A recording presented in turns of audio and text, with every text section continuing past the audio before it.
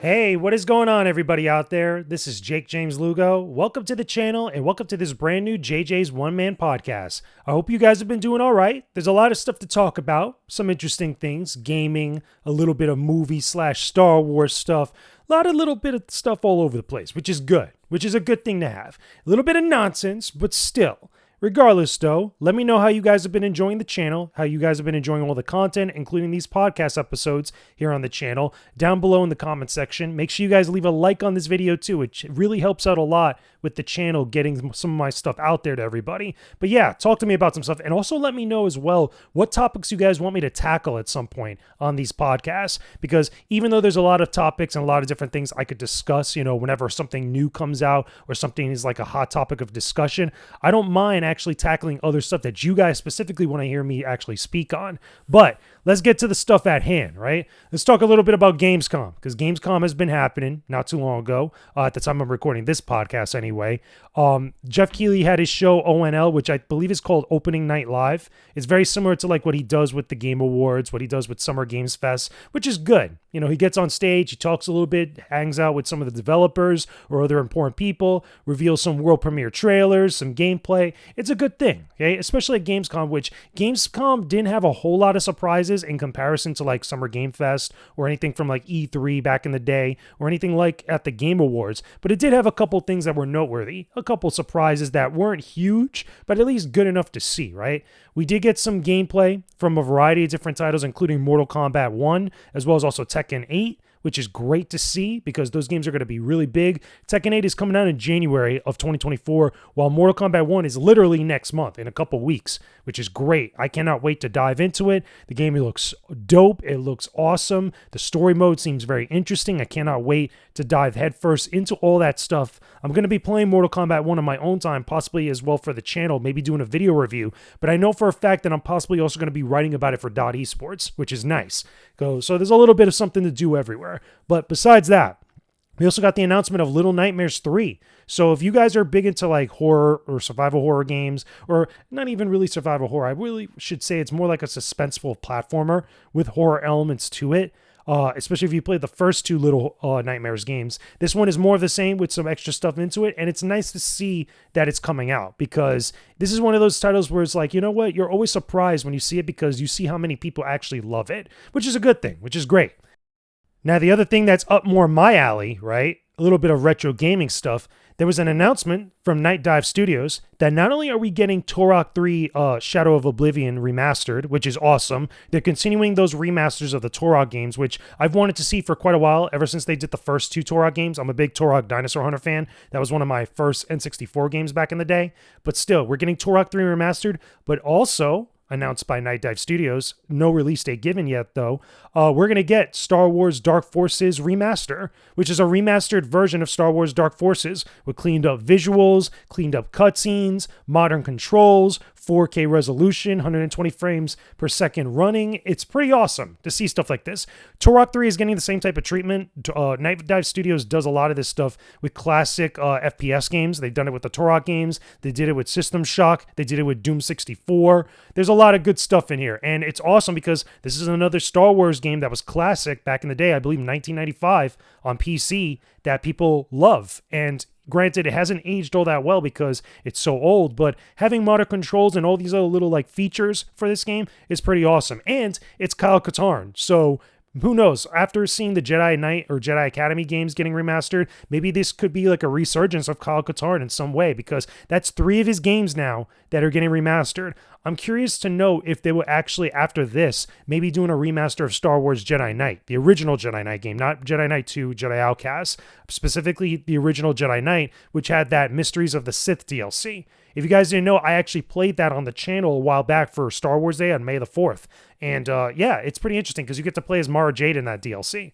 But still, we're getting Dark Forces Remaster. It looks dope. It sounds good. I can't wait to get hands-on time with it. Same with Turok 3, Shadow of Oblivion. I love the Turok series, and that game specifically allows you to play as 2 different characters. But yeah, awesome stuff from there too. Now let's talk about the nonsense. Okay, let's talk about the nonsense that happened at Gamescom. Now, I've spoke on this over on my TikTok page. If you guys haven't followed me on TikTok, you definitely need to do so because there's daily uploads going up over there. A lot of content, A lot of different stuff related to gaming, Star Wars, movies, all types of stuff. But I talked about this a little bit over on my TikTok, right? And I want to have a little bit more of an in-depth discussion about it here, because ever since I put that up on the channel over on my TikTok, there's been some other stuff and other opinions thrown out there that I want to speak on a little bit. Because here's the thing. If you don't know what I'm talking about, what happened, because this appeared on the news as soon as it happened after the live stream or the live presentation.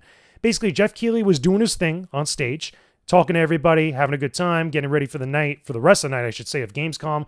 And this random dude jumps up on stage and starts shouting about Grand Theft Auto 6, that he wants to see GTA 6, he wants to play GTA 6. And it caught not only Geoff off guard, but it caught everybody else off guard. And eventually, like after maybe about like a minute or two, security guards came over and removed the guy from there. And they had to kind of like cut away, far away to not give that guy any attention. But props to Geoff Keighley for maintaining his composure, being professional. He did speak a little bit on it, saying like, hey, it's very disappointing to see something like this to take away from the attention of like game developers and celebrating games and stuff. And he's totally right. I totally feel bad for him because this is the second time something like this has happened. And it's like people just keep testing him and keep testing this idea of like you could just jump up on stage during some sort of presentation. It seems to be really only a problem I've seen more frequently within the games industry, because obviously there's been other things in like movies and entertainment, and obviously there's so many events and stuff, like there's a million and one things that happen. But with gaming specifically, it's the one I've seen that it happen the most lately with some big events, because this happened last year at the Game Awards, or the last Game Awards that happened when Elden Ring won. And we had that guy that ran up on stage talking randomly about Bill Clinton and stuff. Like that kid should have never been able to get on stage there. And in this case, this guy should have never been able to run up on stage like that.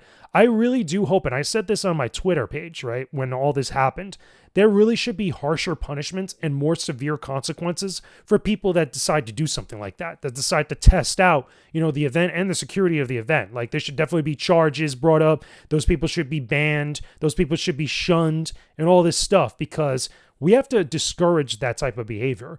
In the games industry, we get enough flack as it is for being somewhat immature, or at least getting this unfair outlook or this perspective from other industries and other people that don't understand gaming. So when stuff like this happens, that's another bullet point for them to be like, oh, you see? There's the games industry for you. There goes gamers out there acting a fool, wilding out, and all this nonsense. Like, that's another piece of ammo for them to kind of put us down as an industry. And that's a shame, because we don't deserve that. And I'm not talking about specific individuals. I'm talking about everybody that's into video games, everybody that's part of the games industry, the dev side, the media side, the content creation side, all that stuff, the biz dev side, everything. Because we don't deserve that outlook. And stuff like this does nothing but kind of reinforce that. So I really do hope, because I'm pretty sure when the Game Awards happen in December, there's going to be mad security there to make sure that Geoff Keighley's got everything under control. Like, I would not be surprised if Geoff and the entire event spends a little bit more on getting extra security, because we can't be having stuff like that happen anymore. We really can't encourage people to be like that. We really can't encourage people to think of something like that as acceptable. And the reason why I bring that up is because I saw online, like, some people were kind of okay with that, and that's not right. Like, Geoff Keighley didn't deserve that. He's put in a very awkward position, because I'm pretty sure he must have been feeling a type of way, like thinking about maybe like pushing the guy away and stuff. But he's live to like millions of people on the internet around the world. So again, I say kudos and props to him for maintaining his composure, because any other lesser person would have not been like that. Then the story would have been like, oh, Geoff Keighley swings on somebody. Like, can you imagine? Like, that would be horrible for him and for everybody else and for the industry. But he was able to maintain his professionalism, but he should have never been able to been put in that position in the first place.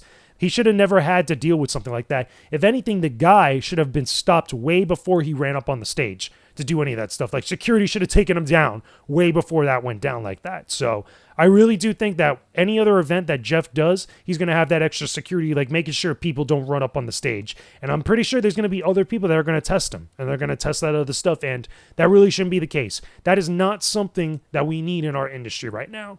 But it ended up dominating a little bit of the stories being told about Gamescom before other stuff and talk about games were happening, because we did get to see other previews and other looks at some upcoming games coming out very soon. I believe there was also a thing with Starfields, if I'm not mistaken, that came out for Gamescom. But a lot of these stuff I've already mentioned, at least the stuff that was important to me. But yeah, so that was a thing.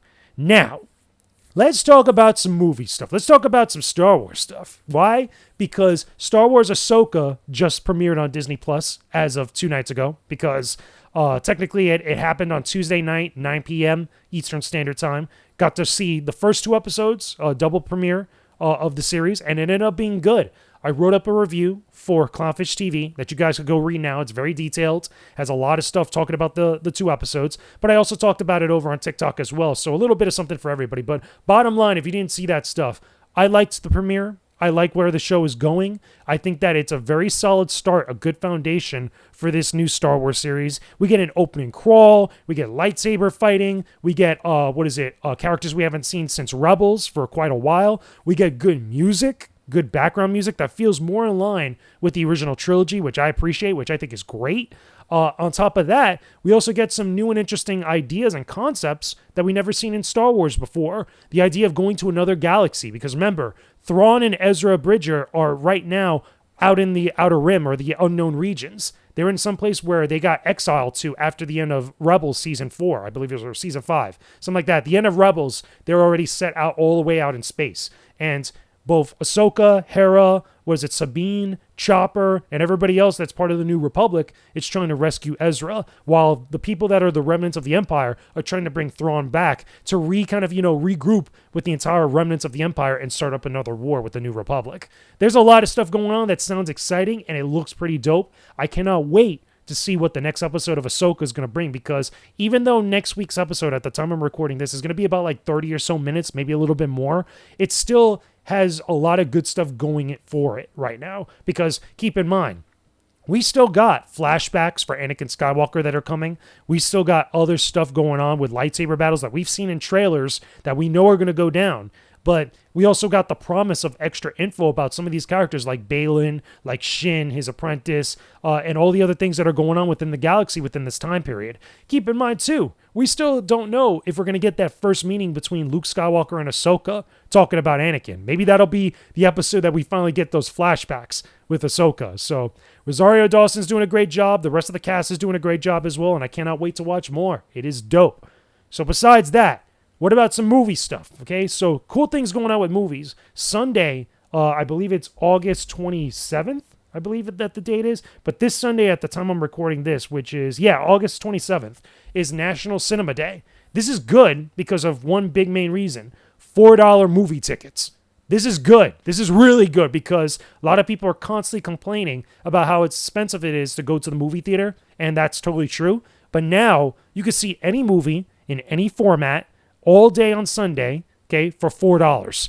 That's a big deal because that includes IMAX, that includes Dolby Digital, that includes the 70 millimeter. So if you want to catch Oppenheimer in the 70 millimeter at the local theater, that's where you could actually go and actually spend that money for. $4 for a movie ticket. That's not bad. And it's everything, new and old releases. Because I know that Regal is actually getting together a couple of classic movies. I think there was American Graffiti that they're going to do, I think it's the 50th anniversary or something like that. And the same thing also, which I believe is the 30th anniversary for Jurassic Park. So they're doing Jurassic Park in 3D at the Regal movie theater near me. But really, you're going to be using these deals to see new movies that you haven't already seen. Luckily for me, and I'm fortunate enough that I'm able to see all the movies up to this point now, I'm actually going to go see Strays that day because that's probably the only movie I haven't seen yet that I'm going to review for Clownfish TV. But still, if you haven't seen Barbie yet, if you haven't seen Oppenheimer, if you haven't seen Blue Beetle or Teenage Mutant Ninja Turtles or Gran Turismo, which actually is coming out this weekend when I'm recording this, use that opportunity to go watch it because, $4 movie tickets, which is, you can't beat that. And then on top of that, too, I should mention the concession stand, people. The concession stand is going to have $4 or $5 combo deals for a small popcorn and a drink, which is not bad. I know that's a deal that we see a lot with AMC, and I love going to my AMC theaters and seeing those deals and stuff. But for that day specifically, for National Cinema Day, all that stuff is happening. Why not take advantage of it?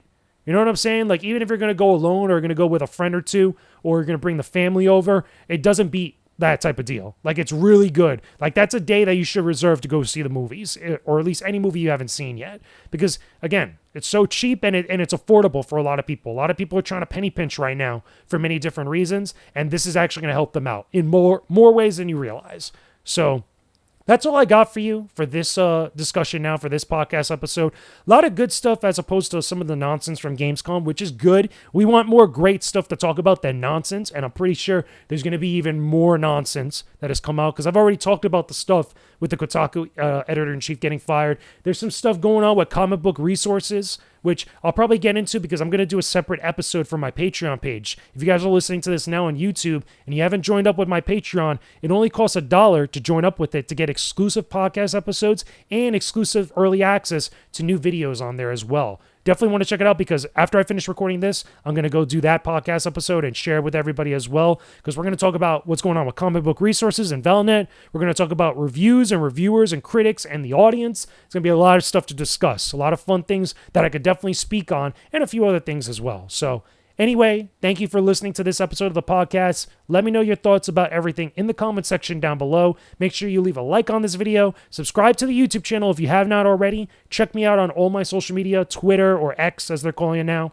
TikTok for daily uploads, Instagram, as well as also Facebook, the official Facebook page. And make sure you go visit the Patreon page and join up for that exclusive content. I will talk to all of you again very soon. Peace out and stay epic, everybody.